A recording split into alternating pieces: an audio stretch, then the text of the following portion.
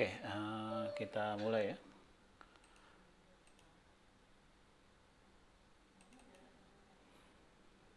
Oke, jadi hari ini kita akan melanjut ke materi berikutnya. Kalau minggu lalu kita kan sudah membahas tentang relevansi dari riset, di mana kita belajar bahwa relevansi dari penelitian itu bisa bagi dua ya, walaupun tidak mutually eksklusif ya, artinya tidak selalu kedua-duanya itu saling komplement, tidak selalu harus satu mengorbankan yang lain. Jadi bukan trade off, di mana salah satunya adalah bahwa riset itu harus mempunyai policy relevance.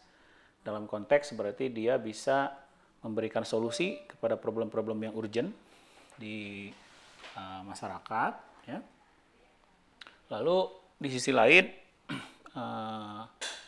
juga research itu harus mempunyai relevansi untuk memberikan kontribusi terhadap ilmu pengetahuan ya, dalam arti mempunyai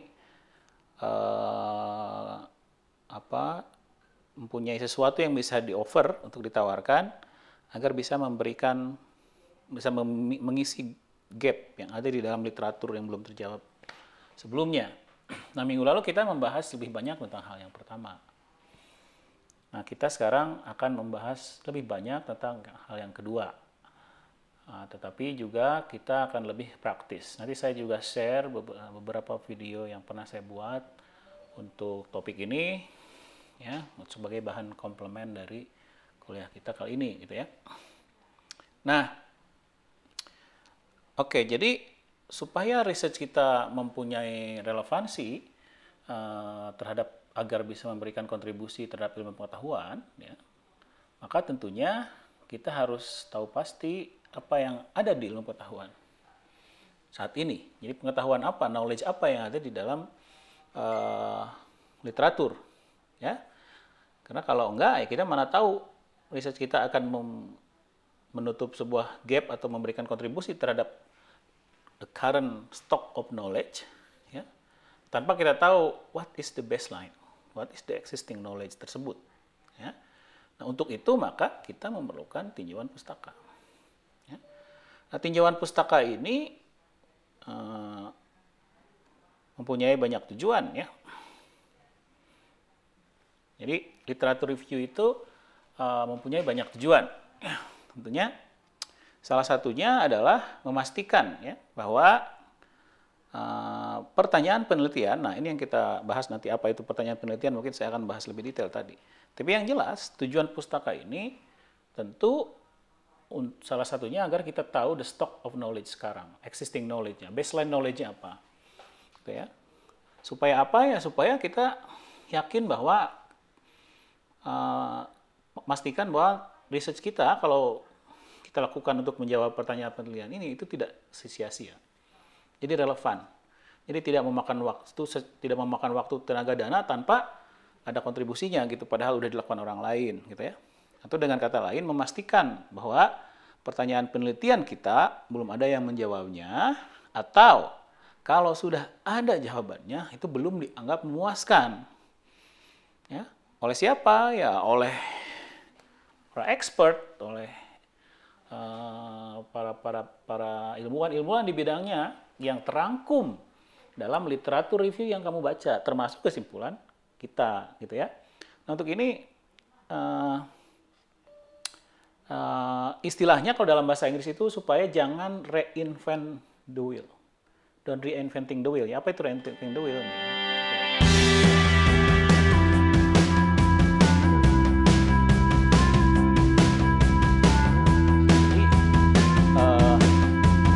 Kita pernah belajar bahwa research kita itu mengandalkan pengetahuan yang sudah didapat sebelumnya. Tanpa itu ya kita tidak akan bisa. Makanya oleh itu istilahnya epistemic.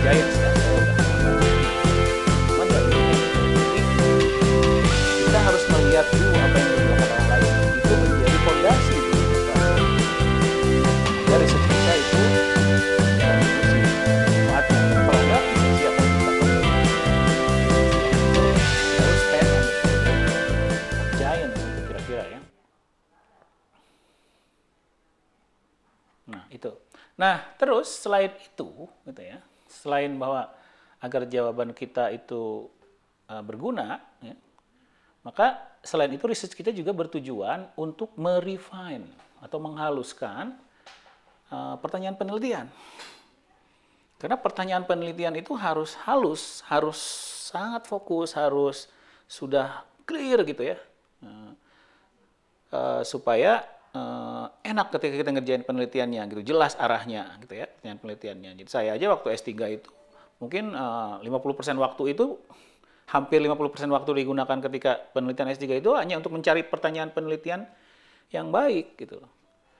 Kalau ada pertanyaan penelitian baik, kamu ada riset. Kalau nggak ada pertanyaan penelitian yang baik, ya nggak ada riset gitu. Jadi tugas utama yang harus kita lakukan dalam melakukan penelitian itu adalah mencari pertanyaan penelitian yang benar-benar baik gitu loh. Ya. Nah, tentu kan tidak akan langsung itu proses. Tiba-tiba kita nggak mungkin tiba-tiba come up gitu ya dengan sebuah pertanyaan penelitian yang langsung bagus, tuh nggak mungkin. Susah. Itu pasti itu akan ada proses. Jadi istilahnya itu saya nggak begitu prefer disebut dengan membuat pertanyaan penelitian. Pertanyaan penelitian bukan dibuat, tapi dibangun. Ya. To build the research question, not to create. To build itu kan kelihatan prosesnya, gitu ya. Dari fondasinya, kasar dulu, ya kan? Bata dulu, harus bata baru semen kasar, udah semen kasar baru semen halus. Udah semen halus apa? Dicat, catnya juga cat putih dulu, habis itu cat beneran.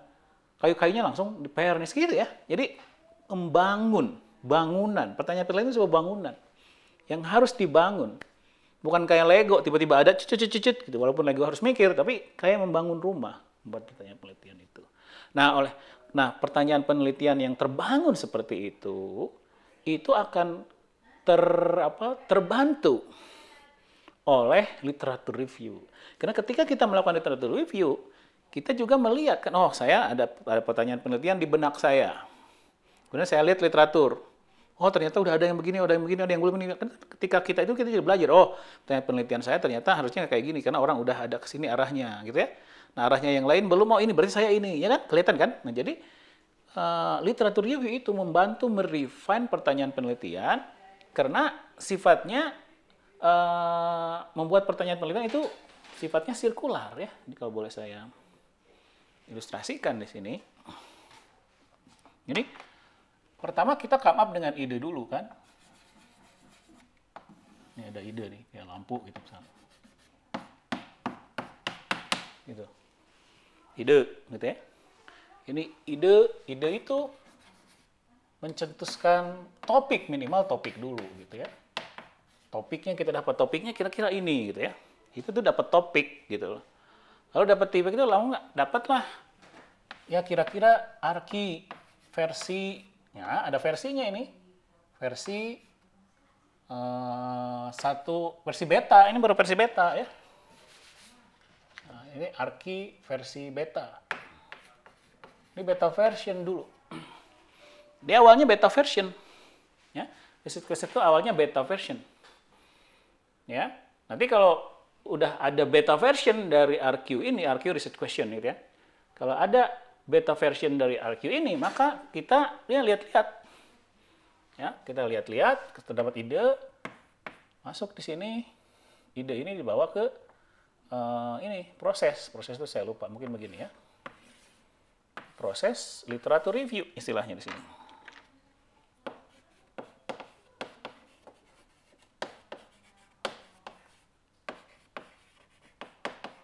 Bagaimana nanti seperti apa literatur review nanti saya akan bahas lebih detail di kuliah di selanjutnya ya nanti ya di hari ini.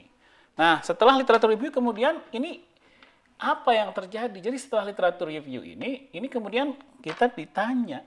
Kita harus bertanya kepada diri kita sendiri. Gitu ya. Biasanya pertanyaan tuh kayak gini. Ya. Apakah research question kita answered or not? Gitu. Answered, gitu. Itu pertanyaannya. Ya, kalau research questionnya ternyata setelah kita baca literatur review sudah jelas, sudah fix, sudah jelas jawabannya, gitu ya, maka Kalau jawabannya yes, kalau jawabannya yes gitu ya. Gitu.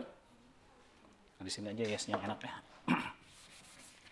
Kalau di sini jawabannya yes, sudah gitu ya. Maka harusnya sih ditanya lagi di sini ya. Satisfactorily enggak? Gitu. Satisfactorily enggak? Gitu ya. Ya, apakah memuaskan nggak jawabannya? Kalau yes juga, ya, yes, maka kepaksa. Ya, kita harus balik lagi ke sini.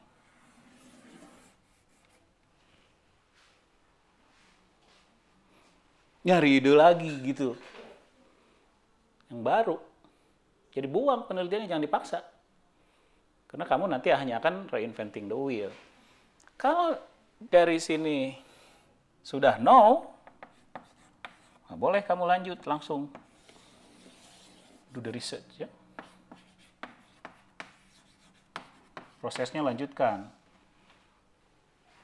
Lanjutkan research-nya. Juga kalau misalkan ini jawabannya no, udah tapi no. Ya sama, lanjutkan juga gitu.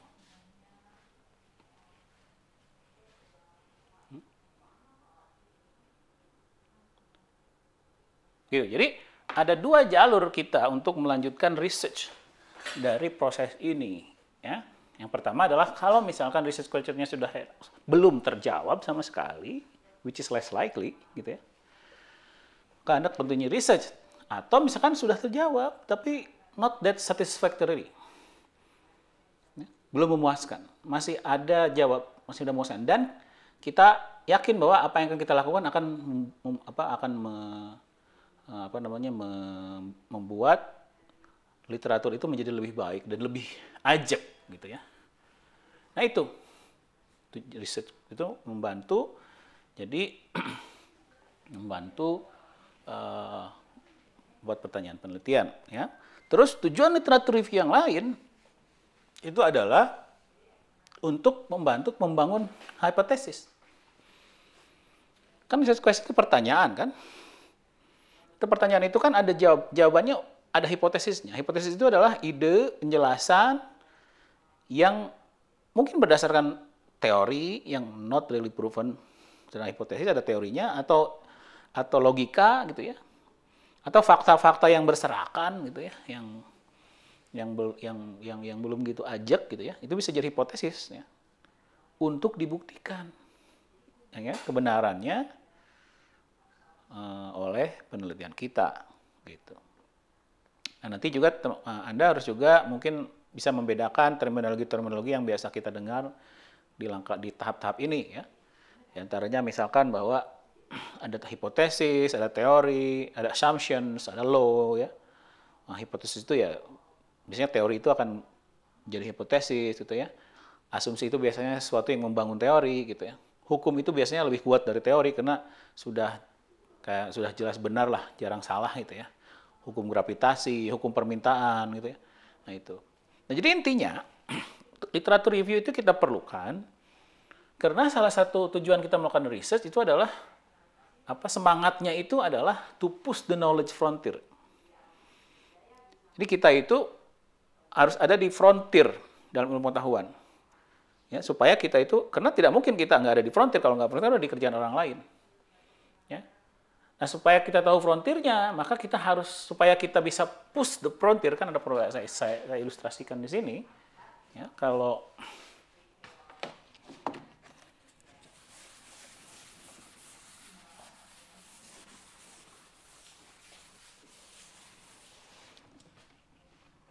jadi kalau titik nol, gitu ya.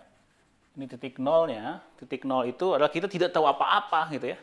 Kemudian orang belajar gitu ya. Kan itu dia ada membangun disebutnya knowledge frontier gitu loh. Ya, lalu kemudian research lagi gitu ya. research lagi. Nah, knowledge frontier itu terus berkembang. Ya. Terus berkembang gitu ya. Terus berkembang. Nah, tugas kita itu apa ya? Tugas kita itu menggeser ini terus. Supaya push forward. Ilmu pengetahuan itu. Jadi jangan di sini gitu. Ngapain kita di sini gitu? Apa jangan di sini sebaiknya. Langsung cari frontiernya. Ya. Nah, itu tugas kita sebagai researcher ya, knowledge frontier.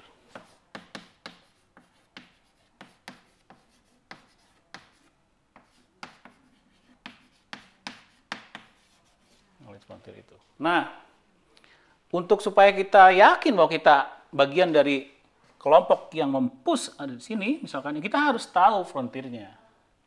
Kalau enggak, kalau kita bagi caranya untuk tahu frontiernya dengan membaca literatur, dengan mereview literatur, gitu ya. Nah, nanti pada akhirnya tuh ya biasanya Anda itu awalnya itu, biasanya apalagi mahasiswa, itu akan melihatnya itu pakai zoom. Kalau pakai kamera itu pakai zoom yang panjang lensanya. Yang pendek. Jadi kelihatannya itu luas gitu ya. Sehingga saya tahu frontier, gitu ya. Semua frontier saya tahu.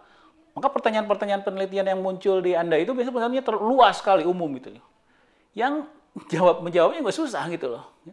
Jadi pada akhirnya nanti ketika Anda membaca literatur review, berdiskusi dengan supervisor, berdiskusi dengan teman-teman yang lain, itu Anda tuh akan mengkerucutkan idenya. Jadi asalnya mungkinnya Anda itu tahu secara umum gitu frontiernya. Tapi lama-lama Anda tuh, ternyata saya hanya tahu sebelah sini aja ya. Maka riset saya fokuskan, skopkan di sebelah situ. Gitu ya. Lama-lama lagi kemudian akhirnya, saya nggak berani. Saya tidak tahu, tidak seluas itu pengetahuan saya, terlalu luas skopnya. Karena Anda kemudian, di sini kayaknya. Gitu. Ya, lama-lama baca lagi. Akhirnya mungkin Anda di sini aja ditaunya. Tahu lebih banyak di sini. Karena di zoom. Ini di zoom. Ya, itu nanti di zoom ya. Di zoom itu jadi gede gitu ya. Gede sebenarnya. Setelah di zoom itu gede gitu. Pengetahuan Anda tuh gede, luas sekali gitu. Karena kita kan hanya butiran debu saja dalam ilmu pengetahuan. Ya, dalam scientific development orang dunia ini, kita kan hanya segelintir orang aja. Nah, ini yang sering saya hadapi dari peneliti, dari klien research juga, gitu. Sering dapat seolah-olah saya tuh dianggap tahu frontier semua itu dan saya harus menyelesaikan segala macam urusan pertanyaan penelitian yang ada di situ. Itu kan konyol, gitu kan? Sering kejadian kayak gitu. Nah, itu hati-hati. Research itu tidak seperti itu. Research itu saling komplement dan seorang individual researcher itu dia tidak mungkin bisa bisa menyelesaikan big research question atau $1 million research question sendirian. Itu nggak mungkin, gitu ya. Nah, biasanya mahasiswa, anak-anak muda itu biasanya semangatnya begitu. Saya ingin melakukan riset yang akan memecahkan seluruh problem kemiskinan di Indonesia. Karena saya sudah kehel jeung kemiskinan. Wah, misalkan kayak gitu. Kemudian riset tujuannya itu, ya nggak bisa. Nggak bisa. Sepinter-pinter pun orang. Gitu ya. Susah. Jadi lebih baik kita humble. Ini bagian dari academic atau scientific humility dari seorang researcher yang sekarang menjadi barang langka di Indonesia itu. Ya. Oke.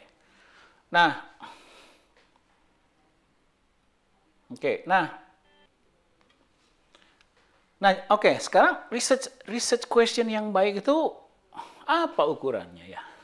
Apa ukurannya? Banyak sih ya ukurannya, cuman ini ada salah satu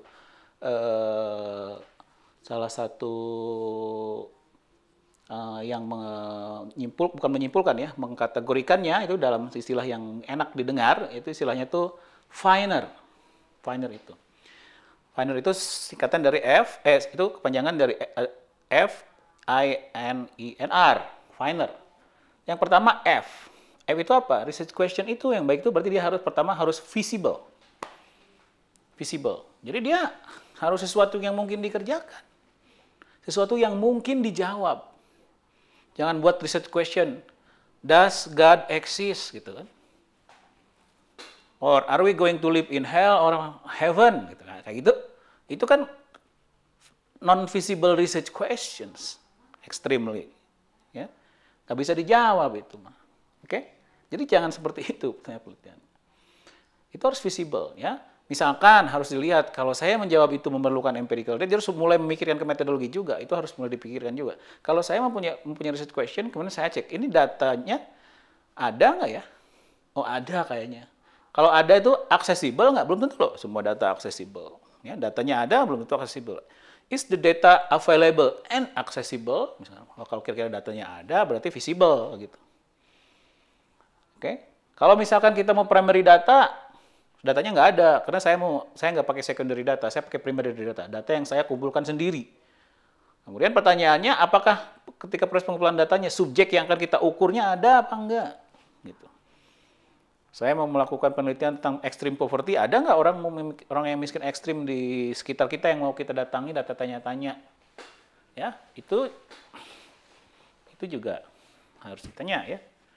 Lalu ya, kalau Anda skripsi bisa dikerjakan nggak dalam waktu bulan-bulan gitu risetnya. Kalau bisa Pak, tapi mungkin harus dikerjakan 2 tahun ya Anda berani mau nggak melakukan penelitian 2 tahun gitu. Saya bisa Pak, datanya ada, tapi harus survei 1.000 orang. Uangnya ada nggak? Ya. Dan intinya, dan juga tentu yang paling penting menurut saya, manageable in scope. Jadi jangan terlalu ambisius research question-nya. Ingat, kita hanya sebutir debu dalam lautan ilmu pengetahuan. Ya. Terus kriteria yang kedua, ya, yang juga tak kalah pentingnya adalah riset itu harus interesting. Ya. Jadi jawabannya itu memang orang ya bukan hanya kita. Ada penelitian yang hanya kita yang ingin tahu gitu. Jangan sampai hanya kita sendiri yang ingin tahu jawabannya. Gitu. At least the minimum. Pak, masa nggak boleh? Saya aja yang ingin tahu. Ya boleh sih. Cuman kalau pembimbingnya nggak tahu kan nggak enak juga kan. Iya nggak sih? Jadi ya orang lain atau kalau perlu masyarakat luas ingin tahu juga. Gitu. Jadi itu harus menarik berarti. Jadi jangan sampai, kalau bisa jangan hanya Anda sendiri yang ingin tahu jawabannya gitu loh. Itu intinya gitu loh, interesting itu. Ya. Kemudian, ini yang agak susah, ya, harus novel. Ya. Artinya novel itu tadi, di sini yang penting. Kesini. Ini yang penting. Jadi dia itu harus berkontribusi. Jadi ada di frontier of knowledge tadi. Itu novelty artinya. Jadi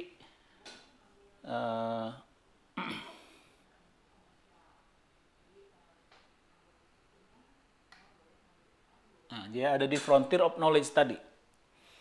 Itu novel artinya. Jadi kalau kita itu ada di frontier, ya, maka that's guarantee novelty. Ya. Atau dengan kata lain, dia bisa confirm, bisa review itu menolak, atau extend previous findings. Ya. Nah, extend ini juga menarik. Ya. Extend itu menarik karena extend itu bisa jadi sesuatu yang misalkan ya, ini extend menarik. Jadi Anda jangan kemudian merasa terdiscourage kalau misalkan hasil temuan research Anda, tidak ada satupun yang temuannya sama dengan ratusan paper yang Anda baca sebelumnya. Berarti itu kan bukan confirms, ya enggak? Bukan reviewed, ya enggak? Lah apa dong? Masa saya ini ya extend berarti. Ya.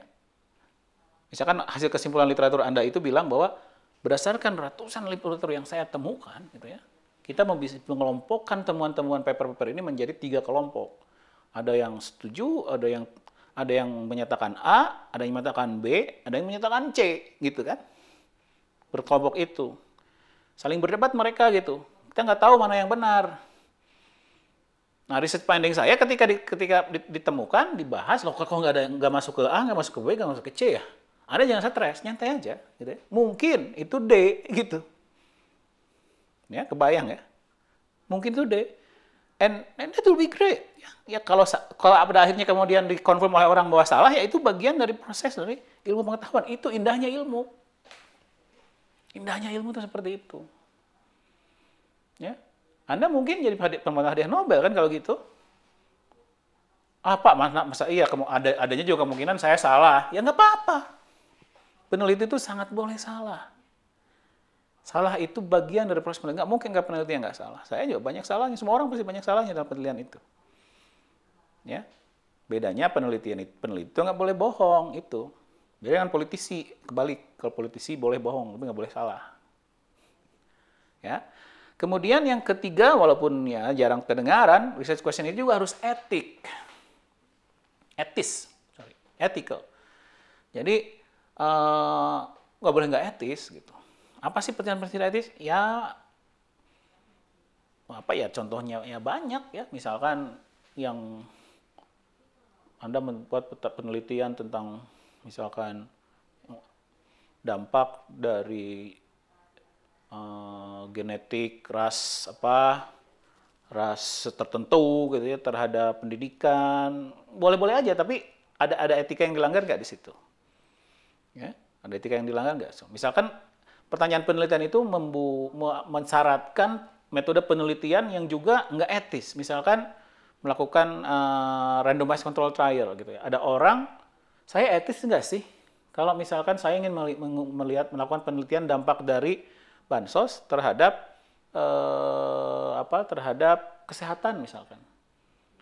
Caranya adalah saya harus mengacak sekelompok rumah tangga miskin yang seharusnya dapat bansos, jangan dikasih dulu bansos supaya kita bisa lihat impact-nya, apakah orang ini akan tertinggal nggak sama orang yang dapat bansos. Nah sekarang pertanyaannya, apakah etis nggak?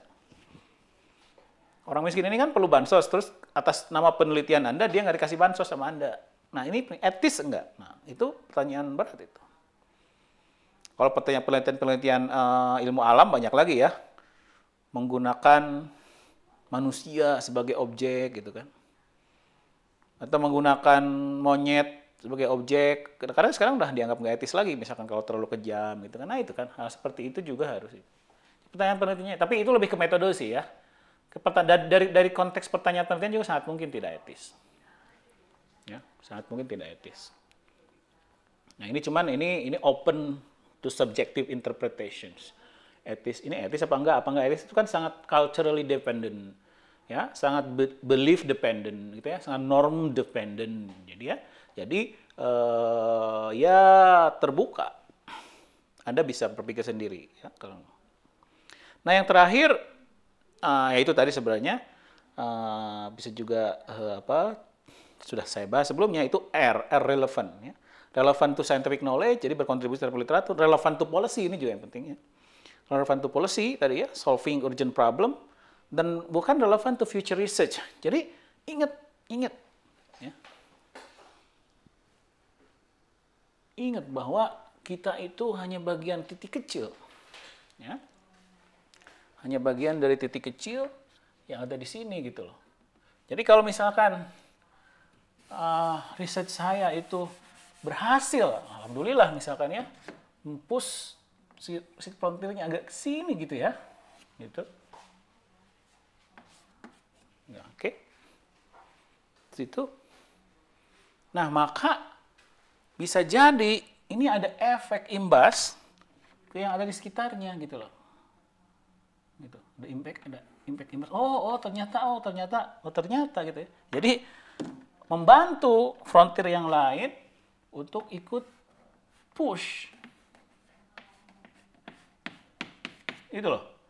Nah, siapa orang yang mempush ini? Bukan kita. Ya. Yang mempush ini bukan kita. Ini adalah further research yang terinspirasi oleh kita. Ya.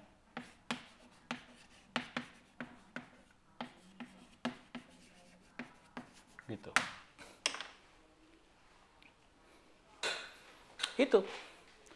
Jadi relevant to future research. Nah, saya mungkin ingin sedikit menunjukkan sesuatu hal yang saya ingin sampaikan tapi lupa nih.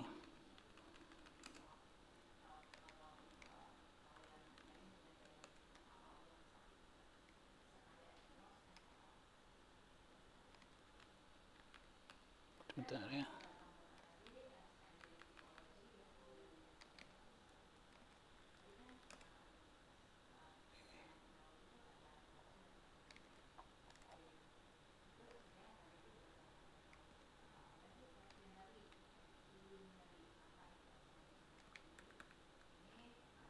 Nah, saya jelasin aja deh.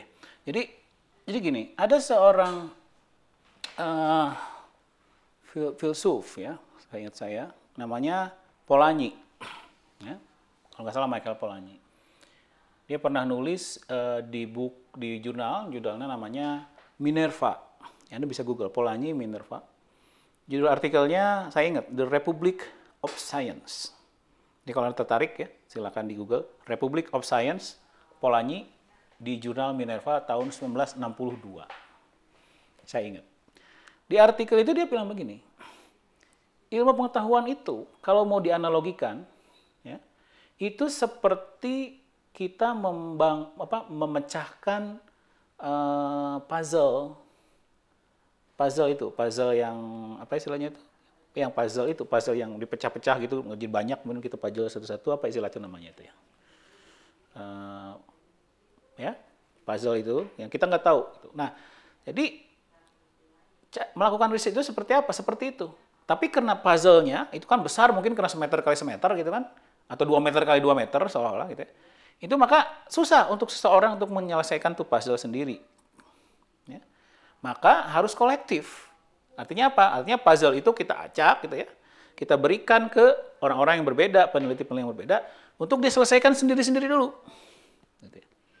Jadi artinya apa? Artinya si frontier-nya tadi itu dibagi-bagi. Ya, jadi si frontier ini dibagi-bagi. Sebagian kelompok orang gitu ya. Ada yang ngerjainnya di sebelah sini, gitu. Ada yang sebagian ngerjain di sebelah sini, yang ngerjain di sebelah di sini, gitu ya. Dan tidak ada koordinasi, kata Polanyi. Nggak usah dikoordinasiin. Nah, nanti orang ini akan terbantu oleh hasil-hasil temuan mereka, gitu. Terbantu, gitu. Ya, karena akhirnya harus bergabung juga. Untuk menggabungkan si puzzle-puzzle tersebut gitu ya. Saya sudah dapat nih kayak gini, udah kelihatan gambar gajahnya nih, ininya, belalainya gitu ya. Oh iya, saya kupingnya sebelah situ udah hampir jadi gitu. Jadi ketika si kelompok yang kebetulan lagi merangkai-rangkai puzzle yang gambarnya kuping gajah itu, kemudian dia mengumumkan, saya sudah membuat gambar seperti kuping gajah, ini kayaknya kuping gajah deh, bener nggak ya? Gitu ya. Itu dia pempublishnya, dia juga nggak yakin gitu loh. Yakin bener apa enggak? Nah, ketika dipublish kan sebelahnya tahu, oh iya itu gajah, itu kuping gajahnya nih. Saya udah dapat mulutnya. Coba kita ngobrol. Nah, itu kan ngobrol. Oh iya.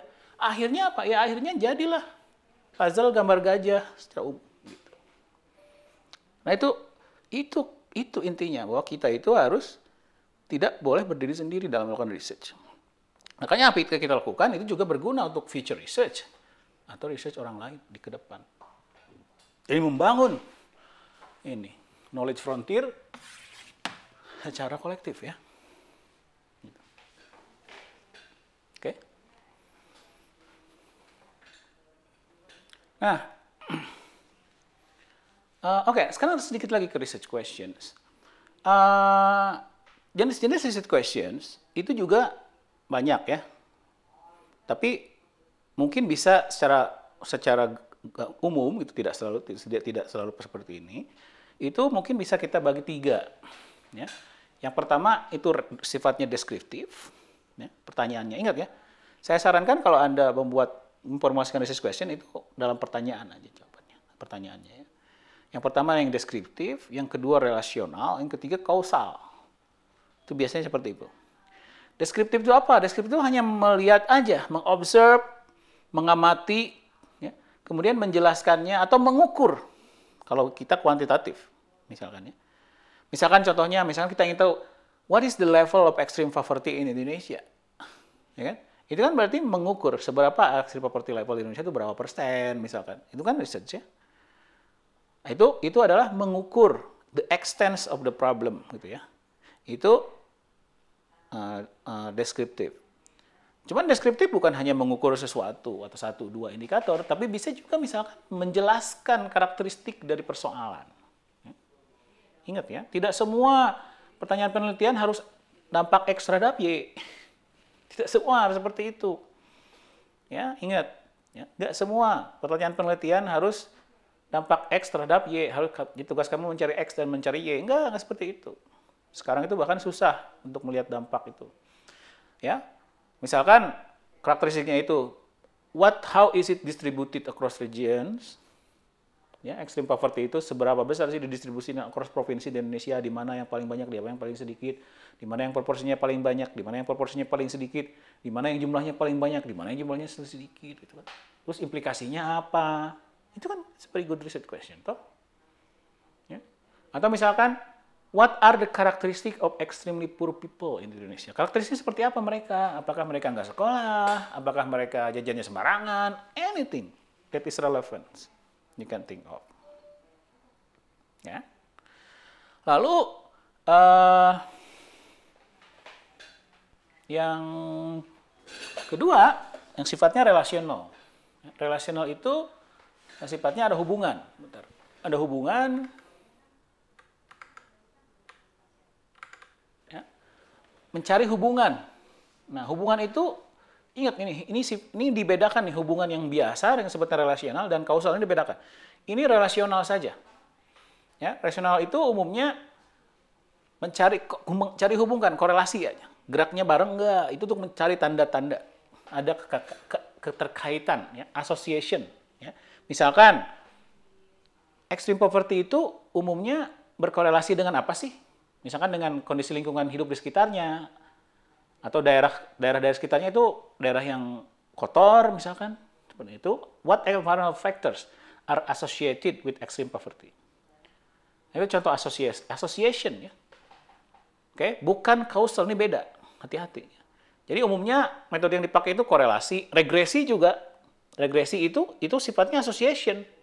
Regresi biasa itu association. Sebagian besar regresi yang dilakukan anak-anak S1 kalau dia nggak pakai IV atau impact evaluation method itu association. Ya, jadi jangan kemudian disimpulkan menyebabkan, karena enggak. Ya.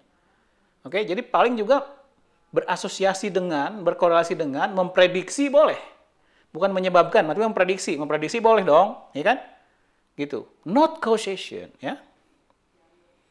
Jadi memprediksi mungkin kan? Nah, kalau misalkan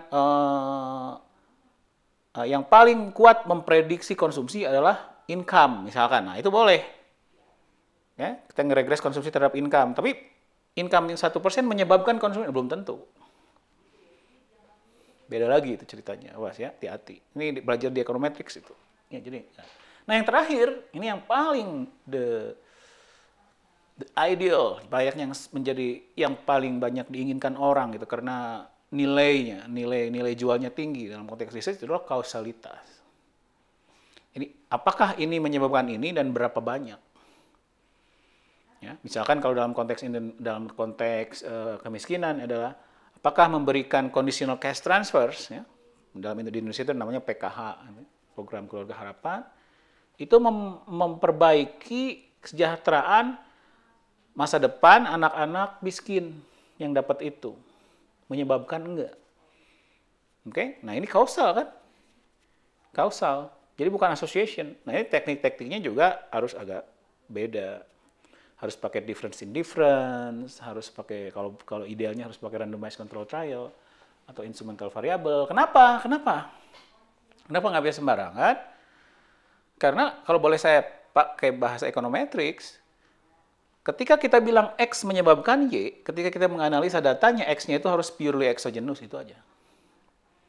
Jadi X-nya itu harus exogenous, itu artinya tidak mungkin disebabkan oleh faktor lain X-nya. Kalau disebabkan oleh faktor lain, itu kita belum boleh mengklaim itu kausalitas. Ya. Nah masalahnya variabel-variabel dalam ilmu ekonomi itu hampir semua endogenous misalnya. Apa yang exogenous? Jarang.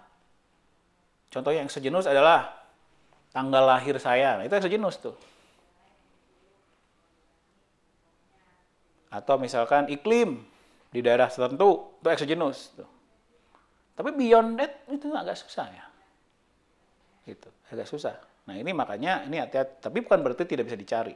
Ada trik-triknya, itu belajar di econometrics, terutama di microeconometrics nanti kita belajar ya. Itu, ya.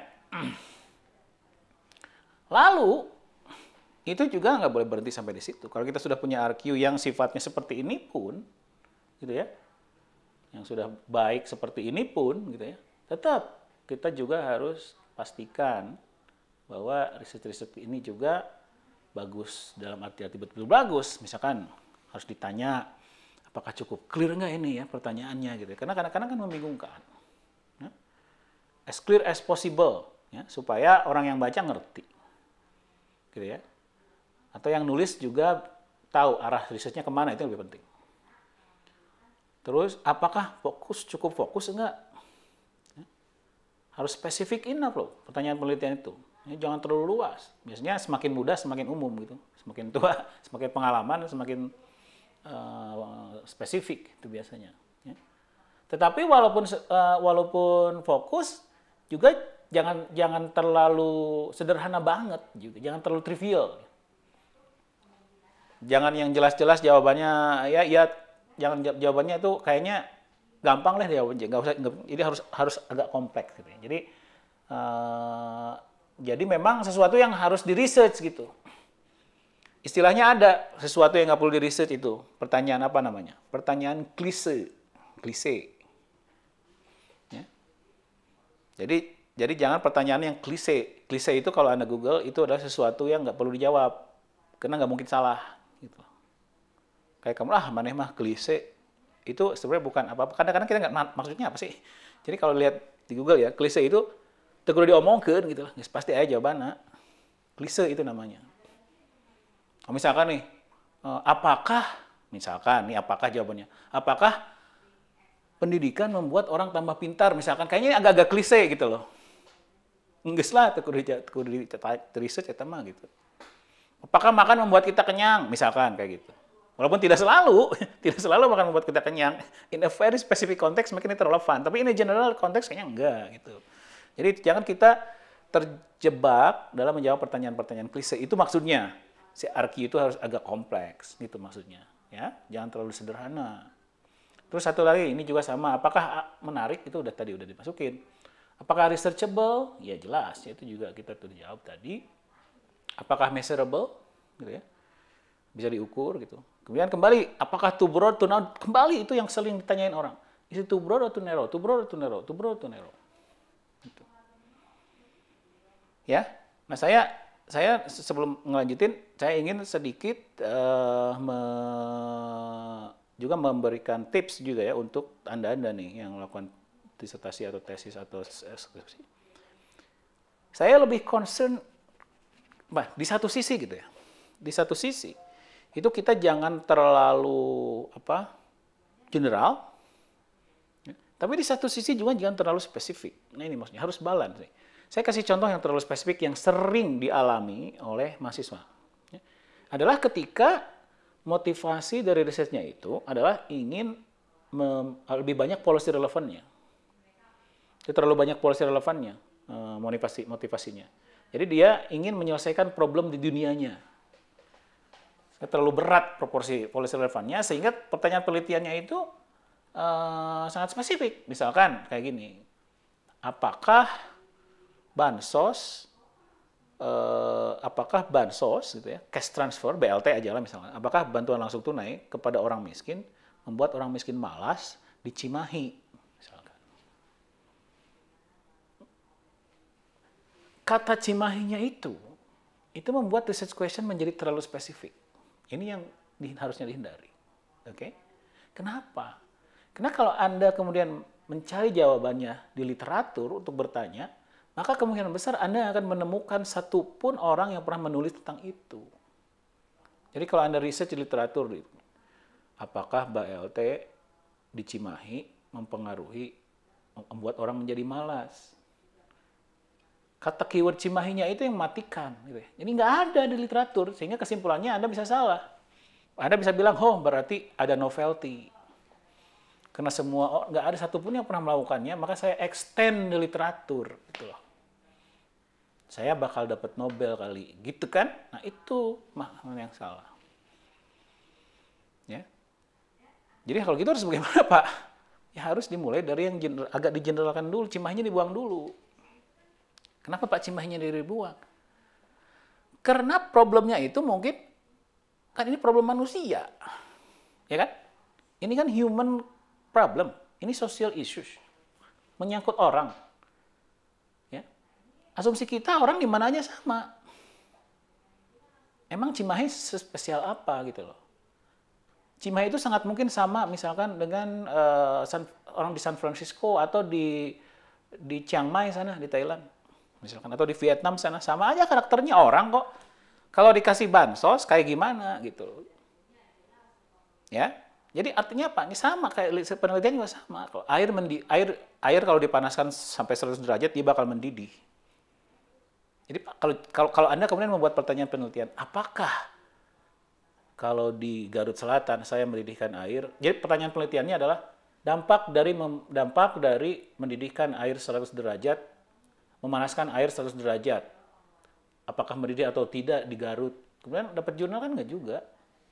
Orang tahu mau di Garut kenapa 100 derajat itu mendidih gitu loh. Ini juga sama.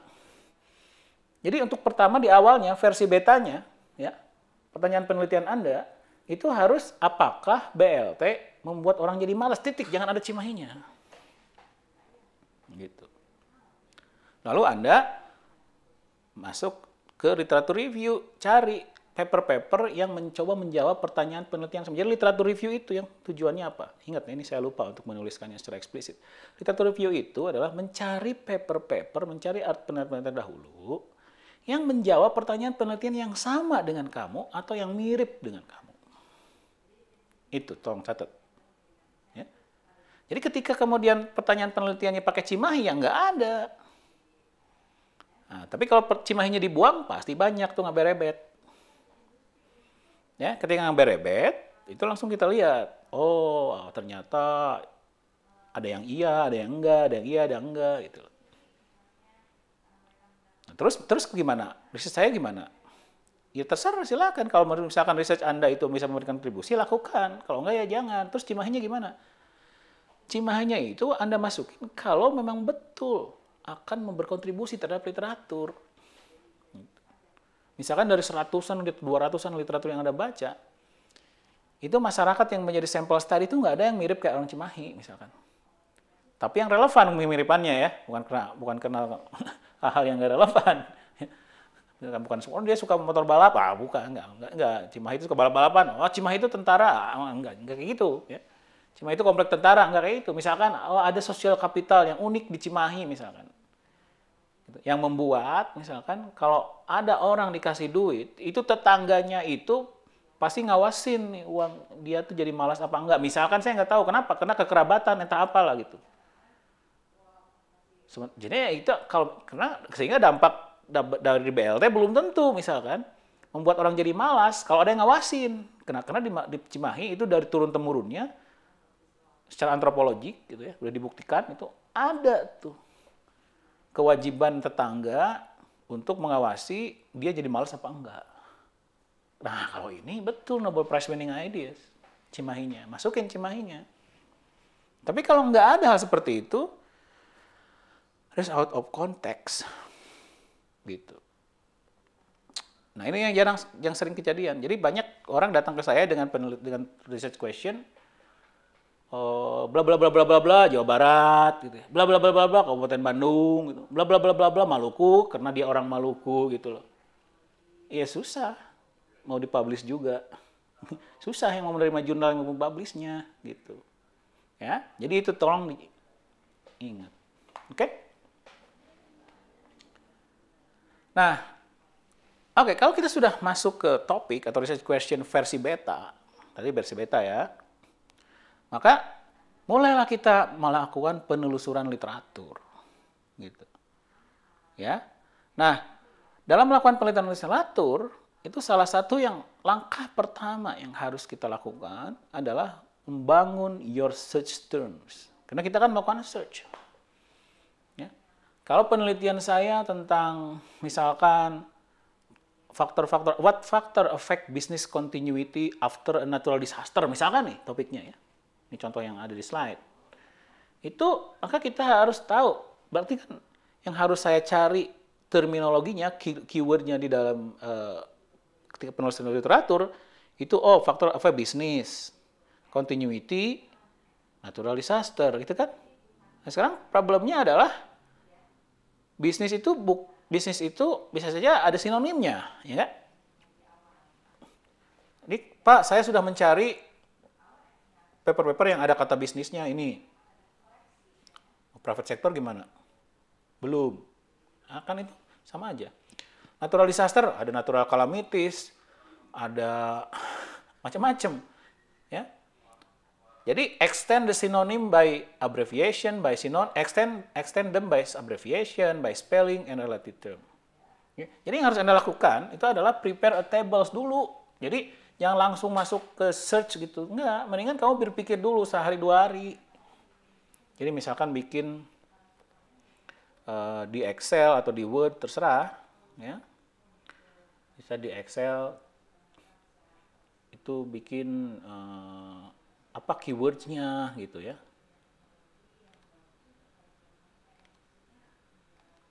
Apa keyword-nya. Apa sinonimnya gitu. Sinonimnya itu apa abbreviation-nya kalau ada gitu ya. Sinonim dalam arti luas ya. Nah gitu. Nanti kalau bisnis gitu. Mungkin private sector gitu ya. Gitu. Kalau misalkan inequality, misalkan ya, inequality itu inequity gitu misalkan, atau disparity gitu ya, gap misalkan ya. Jadi Anda bangun ini, jadi Anda berpikir dulu ini dari topik yang Anda pikir itu apa yang akan Anda cari ya, sampai berapa baris ya. Jadi itu step pertama yang harus dilakukan ya. Membuat table atau notes ini. Nah, Anda harus, Pak, saya kurang jago bahasa Inggris jadi nggak ingat. Anda harus pakai thesaurus, ya. Jadi kalau bisa Anda di thesaurus, ya. Ada thesaurus free online banyak kok ya. Nah, thesaurus, di thesaurus itu nanti biasanya kita dikasih tahu sinonimnya, ya. Misalkan kalau kita bilang inequality itu, nah di sini banyak nih synonym for inequality, oke? Synonym for inequality ada discrimination, disparity, diversity, ya enggak semua, yang relevan aja yang menurut Anda paling mungkin itu supaya enggak lupa itu masukin ini ke dalam sini, ya, ke dalam sini. Jadi ketika Anda melakukan search nanti, sinonim-sinonim ini juga harus dicari. Ya. Pak, nanti kebanyakan. Ya memang harus begitu. Ya. Jadi ingat satu lagi ya, yang sering, jangan sampai Anda melakukannya. Jangan pernah bertanya kepada saya, atau kepada dosen pembimbing, atau kepada temannya, Pak, berapa sih idealnya paper yang harus saya baca untuk melakukan tinjauan pustaka? Jangan pernah bertanya seperti itu. Itu pertanyaan konyol. Oke? Karena nggak ada jawabannya. Ya. Paper yang Anda harus baca itu ya semua yang menjawab pertanyaan penelitian yang sama dengan Anda. Anda harus baca, minimal Anda harus lihat abstraknya.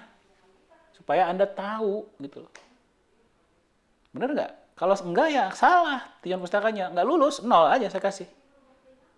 Kalau misalkan Anda membuat tinjauan pustaka dari sebuah pertanyaan penelitian sebagai tugas, kemudian saya lihat Anda hanya membahas 10 paper, padahal jelas-jelas ada ratusan paper, itu nggak lulus, udah pasti. Oke? Nggak lulus. Pak, kenapa nggak lulus? Ya berarti Anda tidak menjawab pertanyaan penelitian dengan baik. Ya, dengan melakukan tinjauan penelitian dengan baik. Coba gini, saya ilustrasikan gini. Pertama, kalau misalkan saya mempunyai tujuan penelitiannya itu adalah apakah bansos membuat orang jadi males. Gitu kan? Kemudian Anda mencari paper-paper yang pernah melakukan penelitian itu, tiba-tiba Anda datang dengan 5 paper aja. Pak, ini 5 paper pertama. Terus saya tahu, dan kita tahu nggak mungkin lah 5 paper. Ada 100 minimal kan, atau 200 bisa 1000 gitu ya. Sekarang pertanyaannya, dari mana Anda dapat 5 ini? Kenapa nggak yang itu gitu loh? Ayo, acak Pak. Ya salah tuh kalau acak mah. Bagaimana kalau karena acak Anda yang 5 ini kemudian jawabannya itu tidak berdampak. Bahwa dari 5 paper yang saya baca semuanya tidak berdampak. Artinya bansos tidak berdampak terhadap orang jadi malas. Kemudian Anda simpulkan bahwa the frontier of the knowledge, bayangin. The frontier of the knowledge di sini jawabannya bahwa di sini itu tidak berdampak. Frontier nenek kamu, ya? Nggak bisa kayak gitu, salah. Ingat ya. Jadi jawabannya apa? Ya jawabannya baca semua. Kalau ada 5, ya 5. Kalau ada 1000, ya 1000 gitu. Pak, nggak mungkin lah saya baca 1000. Enggak, saya nggak nyuruh baca 10 papernya 1000. Tapi minimal Anda aware dengan literatur itu, kan ada abstraknya, dilihat aja kan tinggal findingnya. Ya, findingnya dibaca dan di-cite sebisa mungkin. Karena kalau enggak, menyalahi prinsipnya gitu. Ya, jadi ingat sekali lagi, ini ada berapa puluh orang. Oke, dalam membuat skripsi nanti, jangan ada yang bertanya kepada saya, kepada dosen, kepada temannya, berapa jumlah paper yang ideal yang harus saya baca untuk saya masukkan di dalam bab tinjauan pustaka. Semua yang kamu temukan dengan research yang sistematis. Bukan ngacak atau milih-milih. Ya, kalau enggak, saya nguji, udah nggak lulus, selesai. Gitu. Ya, jadi itu. Nah, sekarang kita akan lebih sedikit ke praktek. Nah, ada banyak cara menelusuri literatur. Ya, yang paling gampang atau yang paling banyak orang lakukan itu pakai Scholar, Google Scholar.com. Tapi Google Scholar.com itu agak susah membuat research yang sistematik. Ya. Nah, harus menggunakan yang lain yang lebih baik. Nah, kebetulan Unpad itu berlangganan database literatur yang lebih baik, namanya Scopus. Ya. Nah, jadi nanti Anda PR-nya harus bisa menggunakan itu. Ya. Nah, makanya saya bilang Anda harus ke Bandung, ke kampus, karena Scopus ini hanya bisa diakses kalau Anda menggunakan WiFi kampus. Ya, jadi Anda harus ke kampus, kalau enggak, nggak akan bisa. Jadi Anda masuk ke scopus.com, yang harus Anda lakukan adalah Anda masuk ke scopus.com dulu, gitu ya.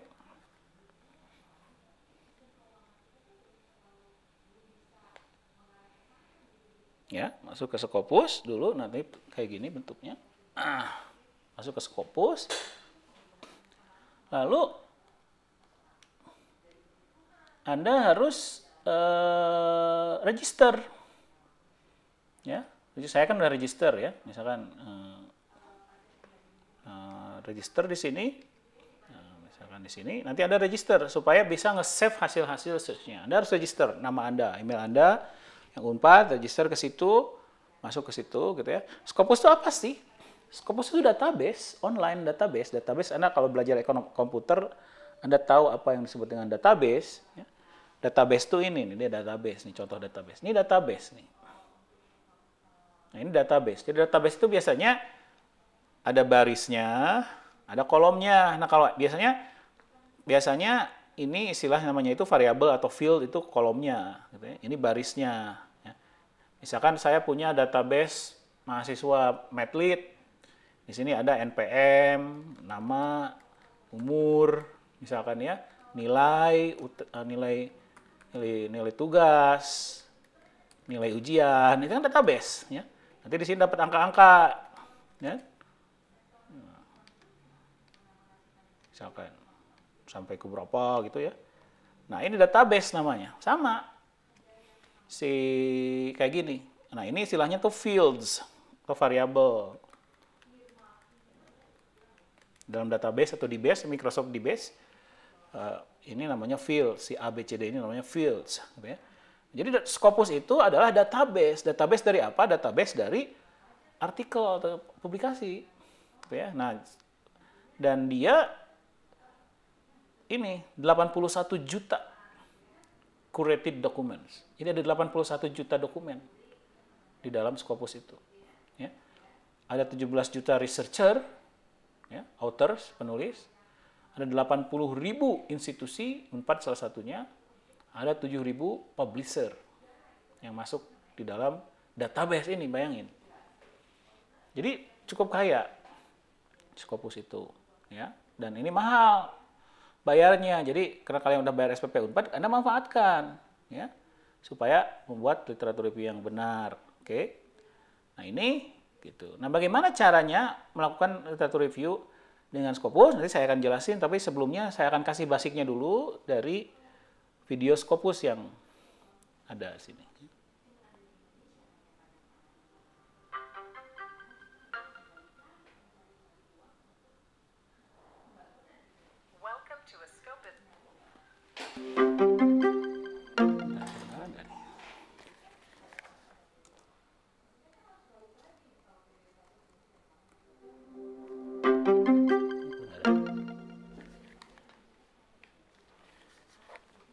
Welcome to a Scopus video tutorial on search. In this example, you are looking for articles on the applications of 3D printing for skin grafts to determine your own research approach. Enter the search terms into the search box. In Scopus, curly brackets are used to indicate an exact phrase, while quotation marks indicate an approximate or loose phrase. Use an asterisk as a wildcard to ensure you get results for 3D print and 3D printing, as well as skin graft and skin grafting. To capture as many relevant documents as possible, let's also spell out the number 3 in a separate search field by clicking on plus. Changing the Boolean operator to OR and adding the search terms 3-dimension asterisk, print asterisk, and skin graft asterisk.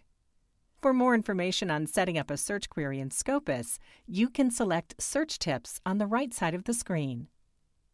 The default search fields include article title, abstract, and keywords.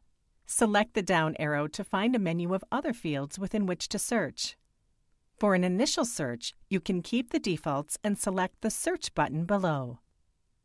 In the top left corner, you see that this search has yielded 18 results.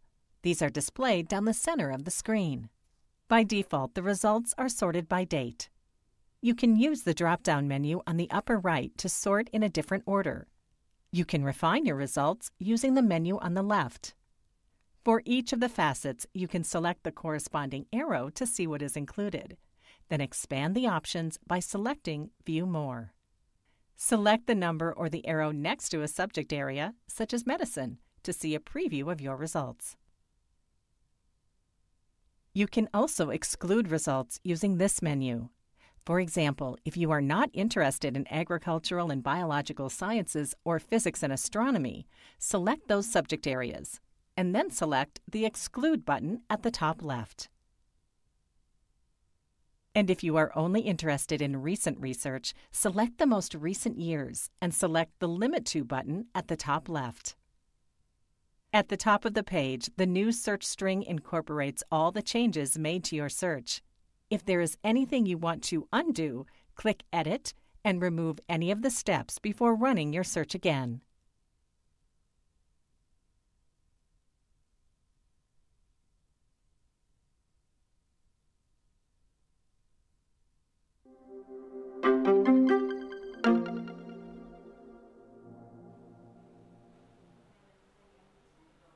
Oke, satu lagi ya.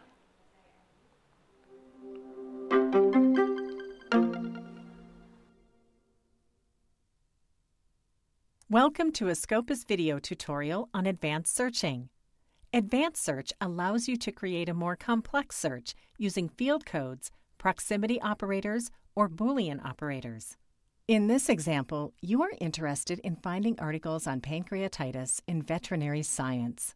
Enter pancreatitis in the search box. You can select the down arrow to see some of the more commonly used field codes. By clicking on the Advanced Search option, you'll see a full list of available field codes, including the subject area field. The search term pancreatitis was carried over from the document search. To refine your search, start by adding the Boolean operator "and" after pancreatitis. There are many fields to choose from listed on the right. Select one and more information appears on the left. Once you become familiar with the fields, you can also type them directly into the search box and an auto-suggest drop-down appears.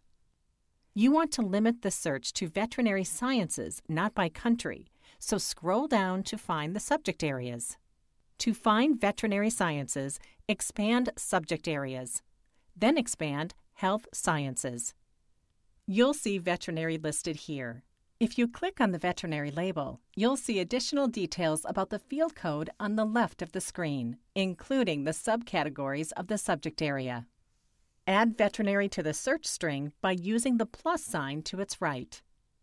Now select Search. With 956 results, you may want to limit your search further. You can use the left-hand menu to access a variety of limiting and excluding options.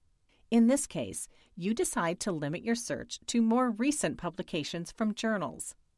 In the left menu, scroll down to Year and select 2018 and 2017 before moving further down to Source Type to choose journals. Scroll down to select Limit To. You now have 81 documents. If you realize you have limited your results too far, you can use Edit to modify your search string. From here, you can delete part of your search string, such as the year limit. To view the search more clearly, select Outline Query. Highlight the unwanted limits and delete them. Then select Search.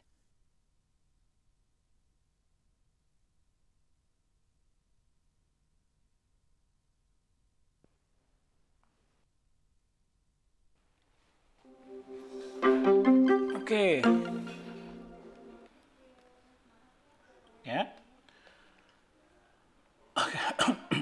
Jadi gitu. Nah, jadi ada dua jenis search di dalam Scopus, ada basic search, ada advanced search ya. Saya sangat menyarankan kita yang pakai advanced search aja. Basicnya Anda kalau mau belajar dulu boleh lah. Tapi kalau udah kompleks itu kayaknya kita lebih enak pakai advanced search ya. Lebih cepat juga gitu ya. Nah, tapi tetap still yang pertama Anda harus bangun ini dulu. Ya. Anda harus bangun search term-nya dulu. Ini nggak bisa buru-buru. Nggak bisa semenit udah selesai, nggak bisa. Sehari 2 hari lah Anda spend waktu untuk membuat ini dulu, membuat tabel ini dulu. Apa yang harus saya cari? Gitu ya. Gitu ya. Misalkan saya ingin topik saya, atau topik dulu gitu ya. Penelitian saya ingin melihat keterkaitan antara apa ya, misalkan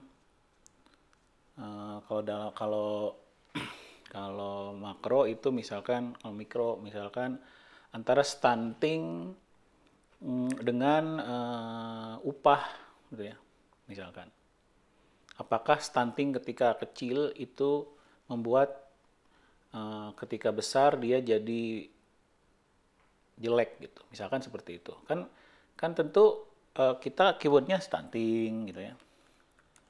Tapi stunting kan tidak selalu bisa ada kaitkan dengan ada malnutrition juga, misalkan kan, gitu, ada malnutrition. Terus ketika kita upah itu kan itu ada juga earning gitu, ya. Terus earningnya juga kan lebih spesifiknya itu future earning gitu ya. Dia mungkin harus, atau jangan dulu deh, ini aja dulu misalkan stunting. Jadi bagaimana nih kita mencarinya gitu. Ini sangat simpel ya, ini sangat simpel.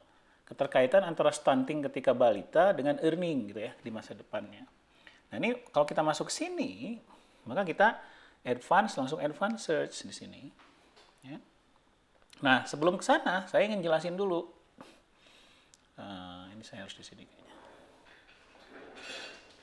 Oke. Nah, ada yang disebut dengan Boolean operator. Ya. Jadi ada n. Nah ini n. N itu kita pakai kalau kita ingin apa yang kita cari itu spesifik gitu ya. Jadi dua-duanya itu harus hadir gitu di dalam paper. Ya. Tapi sebelum ke sana, kita ini dulu deh, field codes dulu. Kalau kita mau mencari paper, kita harus tahu dulu kita mencarinya di mana. Ingat ini database. Ya, ingat ini database. Jadi kalau database itu di sini ada publikasi, ada paper atau ada publikasi gitu ya. Sebenarnya bukan apa ya. Source bukan, tapi dokumen ya. Dokumen atau apa namanya ya. Publikasi lah misalkan ya, atau record lah misalkan record. Nanti di sini itu ada apa? Misalkan paper 1 gitu ya. Paper 1 itu kan ada judul. Berarti ini title gitu loh. Kemudian ada abstrak kan? Di sini abstrak. Ada keywords. Keywords juga macam-macam ya. Ada keyword 1, ada keyword 2 dan lain-lain. Ada keywords. Ada authors ya. Ada affiliations gitu ya. Nah, ini yang disebut dengan fields. Nanti di sini bisa banyak artikelnya. Nah, bisa banyak sini. Ya. Nah, kita mau mencari di antara yang banyak itu, maka kita harus minta ke dia apa yang dicari di paper itu, apa yang di sebelah mana dicarinya. Maksudnya dalam kata lain, di fields apa dicarinya. Nah, ini fields-nya. Field-nya itu macam-macam. Ya, field code-nya. Ya. Ada yang paling itu misalkan dari dokumen, bukan dokumen ya, macam-macam fieldnya. Textual content. Nah, ini textual content yang paling penting. Ya. Jadi yang bisa dicari di mana? Dicari di abstraknya, dicari di title-nya, di judul papernya, gitu ya. Dicari di keywords-nya, gitu ya. Atau misalkan dicari di title, abstrak, dan keyword, terserah. Gitu ya. Oke, jadi kita harus ingat itu kita nyari itu di mana, gitu ya. Ya. Nah, itu tapi umumnya sih kalau saya nyari itu di title dan di abstrak dan di bukan dan berarti or ya. Jadi saya akan cari pakai field. Nah, pakai field. Nah, ini macam-macam kan bisa pakai ini dibantu nih. Kalau saya kasih title, kemudian saya bilang inequality, ya, atau saya bukan inequality stunting. Ini apa artinya? Oke, ini artinya saya mencari paper atau publikasi yang di dalam judulnya ada stunting, ya, gitu. Mau coba boleh, ya. Ada 1.700 dokumen, bayangin. Di dalam judulnya ada stunting. Ya, karena ini masih hutan, ya nggak sih? Oke, nah baiknya Scopus pakai advance itu kan kita tinggal edit di sini, edit lagi. Nah, sekarang pertanyaannya, apakah saya ingin mencari kata stunting itu di title saja, atau jangan-jangan di keywords? Kalau kita ingin cari keywords, maka mungkin di sini caranya. Something and key, jadi ya, di judul atau di keyword misalkan. Oke, nah ini berarti cari paper yang ada judul stuntingnya di title-nya atau di keyword-nya, gitu ya. Kalau saya search, ingat tadi berapa? Jadi lebih banyak lagi sekarang. Tadi kan cuma 1.700, sekarang jadi 5.000, jadi lebih banyak kan? Karena hanya di title-nya sekarang baik di title maupun di keyword. Gitu. Kurang. Kalau paper itu menyebut stunting di abstraknya, saya juga mau itu paper. Ya, or lagi.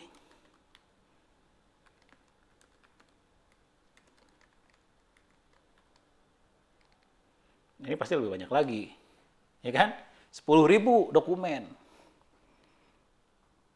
Oke. Atau Scopus sudah paham bahwa orang sering melakukan ini, maka ini sebenarnya bisa disingkat menjadi ini. Nah, keywordnya. Jadi, either di title, abstract, atau key-nya ada stunting. Jadi itu caranya, ya.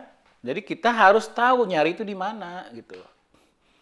Nyari di field either title, abstract, atau keyword. Ya, Pak, kapan saya title saja, kapan saya abstrak saja, kapan keyword aja. Tergantung konteks pertanyaan penelitiannya. Kalau konteks pertanyaan penelitiannya terlalu luas, seperti ini, itu mungkin keyword stunting aja cukup. Karena kalau abstrak berlebihan. Karena bisa jadi penelitiannya itu bukan tentang stunting, tapi kebetulan di abstrak disebut sebagai latar belakang, misalkan. Misalkan penelitiannya itu tentang hal lain gitu ya, tentang happiness anak gitu. Kemudian entah kenapa di latar belakangnya di abstraknya itu ada ditulis latar belakangnya sedikit gitu. Atau misalkan di abstrak itu kan ada juga untuk further research ya. Further research untuk penelitian kami itu sangat relevan untuk research yang terkait stunting, ya enggak?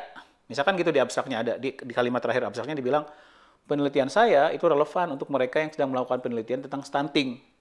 Ada kata stunting di abstraknya, ya, kesebut kan, dapat masuk ke dalam 10.000. Mungkin itu nggak perlu gitu loh. Ya, jadi bisa saja kalau gitu ya udah keywordnya aja deh gitu. Yang stunting itu beneran pasti biasanya kalau orang itu melakukan penelitian tentang stunting itu udah pasti deh. Dia di keywordnya ada stunting gitu. Jadi mungkin lebih baik gitu. Jadi di sini diganti dengan keyword aja misalkan. Ini mungkin lebih relevan gitu. Stunting. Itu. Kalau dia penelitiannya luas gitu. Karena orang memilih keyword itu biasanya dia sangat terkait topiknya. Gitu ya. Gitu. Nah, sekarang pertanyaannya, pertanyaan penelitian saya kan bukan tentang stunting, tapi stunting dengan earning atau dengan upah. Misalkan berarti maka Anda harus buat misalkan yang keywordnya juga selain stunting atau misalkan di sini di keywordnya ada stunting and ya wage misalkan. Nah ini wage itu kadang-kadang pakai S, kadang-kadang enggak, gitu ya. Jadi biasanya orang pakai bintang. Ya. And wage, bukan or ya, ini bukan or, bukan or. Or itu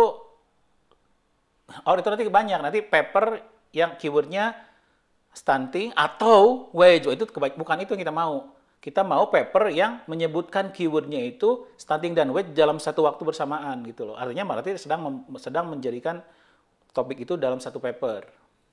Ya, oke? Gitu. Nah, jadi ini apa yang kita perintahkan Scopus? Cari paper yang keywordnya, ini spesifik ya, keyword ya.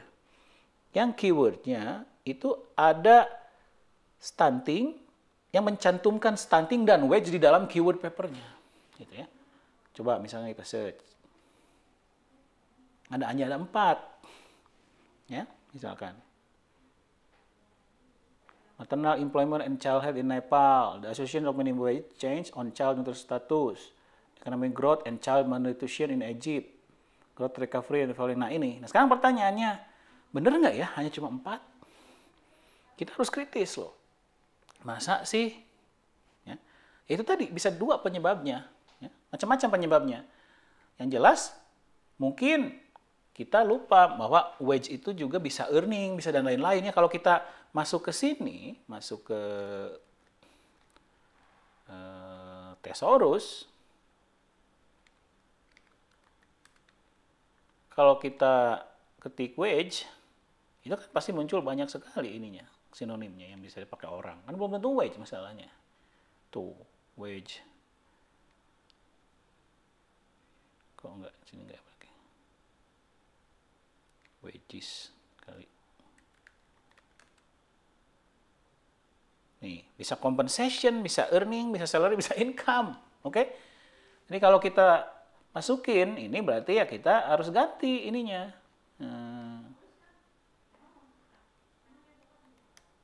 Ya, jadi kita ganti. Jadi, nah kayak gini nih harus agak ini. Berarti supaya gampang, ini key-nya stunting and key-nya.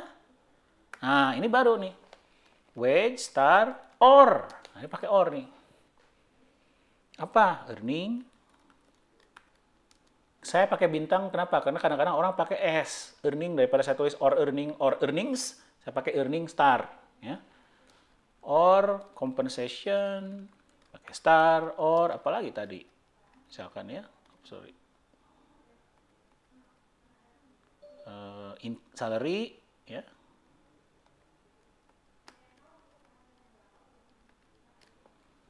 Or salary, misalkan. Salary, kenapa bisa IS, kayak Y ya, salary, gitu ya. Nah ini artinya apa? Artinya, tolong cari paper yang di dalam keywordnya itu ada stunting dan kata-kata ini, either one. Oke, jadi hati-hati, cara menyimpannya beda nih, cara menyimpan key-nya. Ya, karena yang satu pakai N, yang satu pakai OR. Oke, Anda harus hati-hati. Ya, ada OR. Nah, Boolean operator itu ada juga, Anda mungkin dalam suatu saat bisa memerlukan apa yang disebut AND not. Ya, AND not, bisa juga. Apa ini AND not?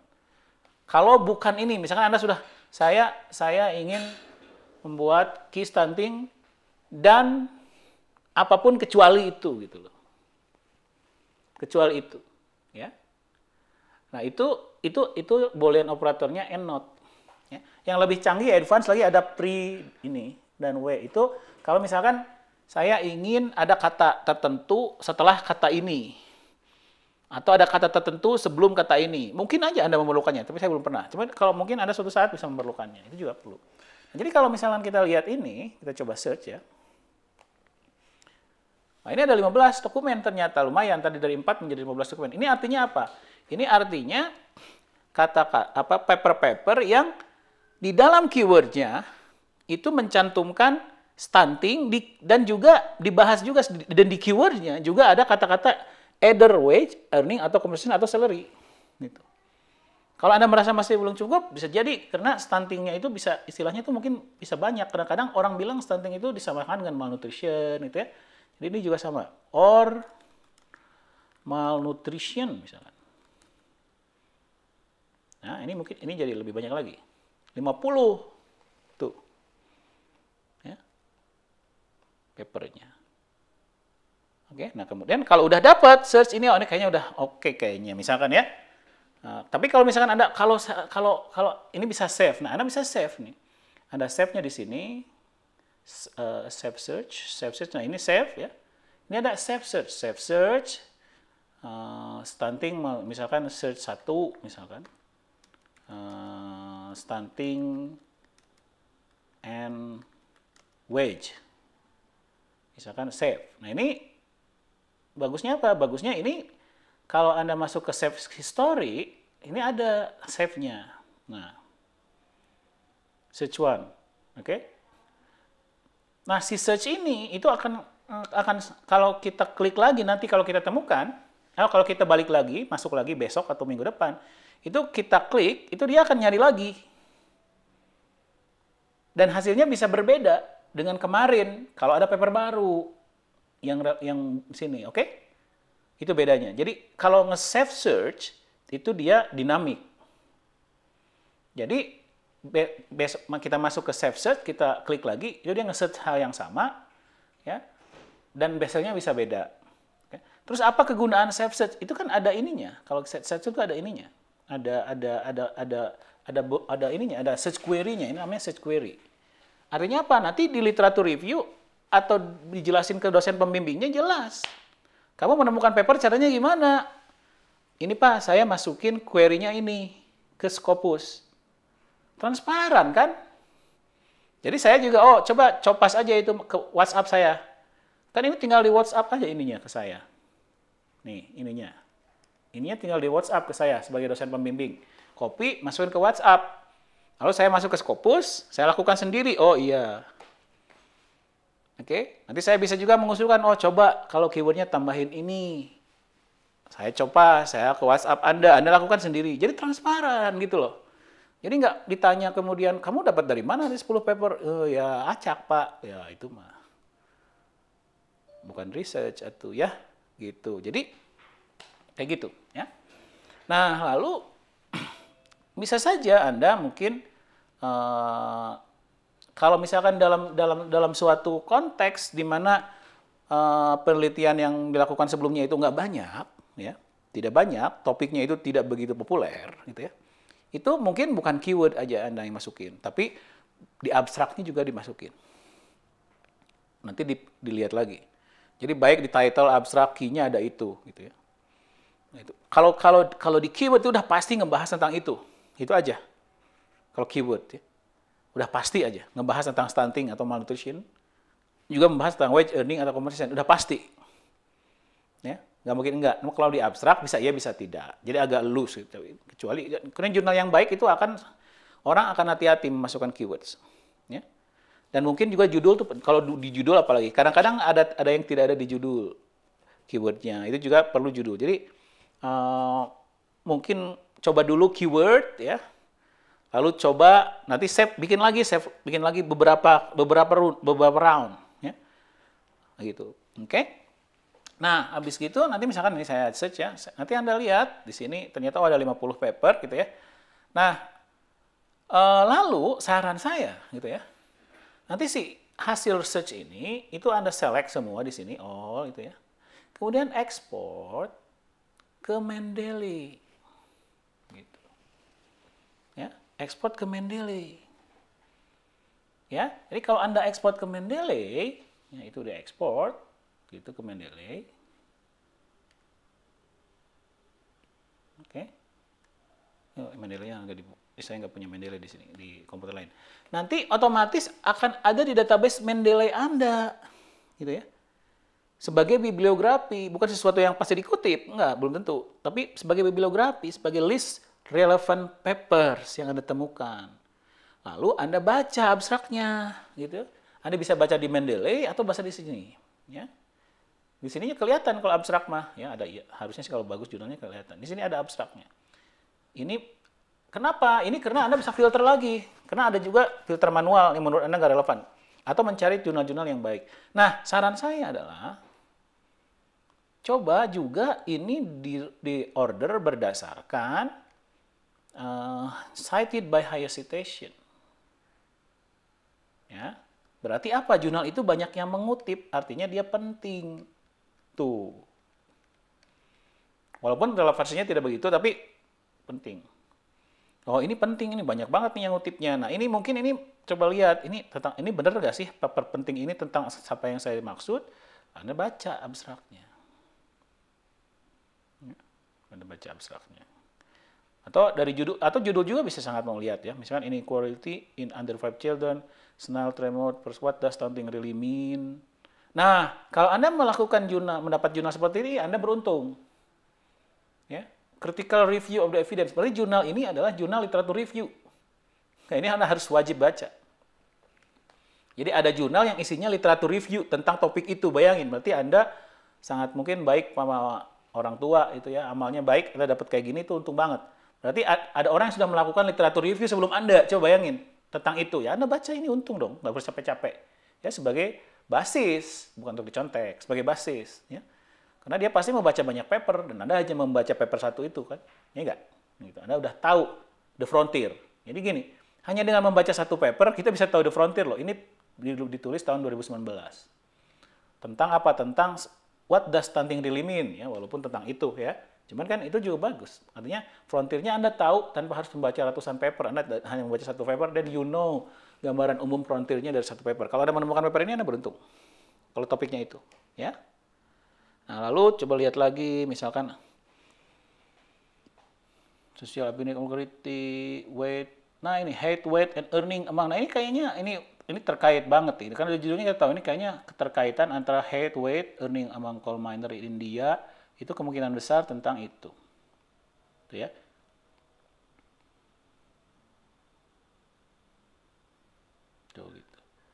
Eh,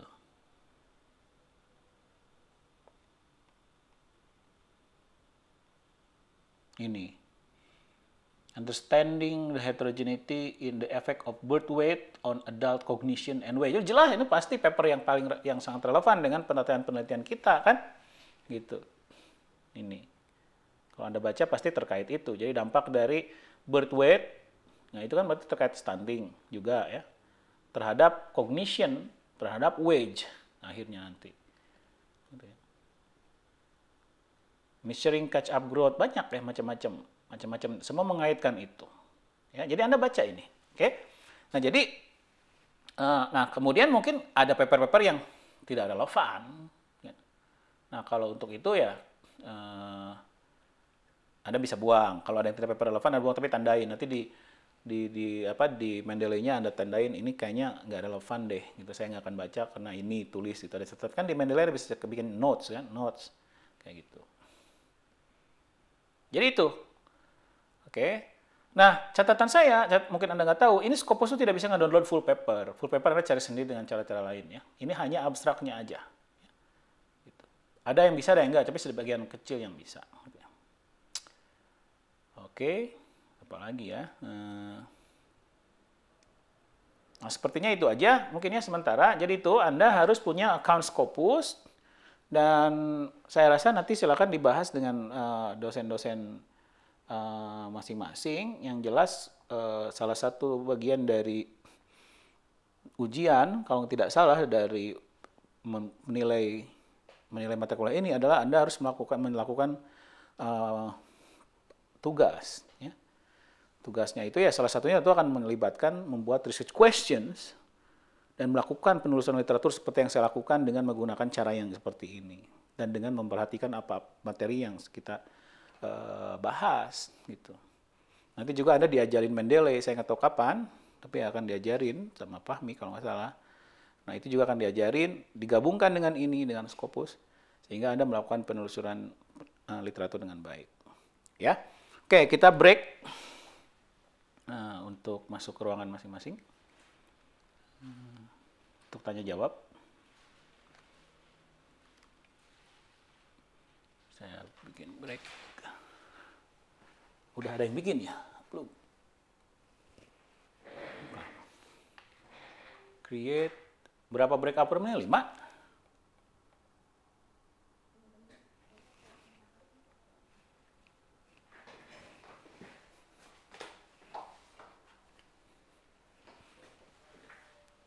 Berapa? Sorry.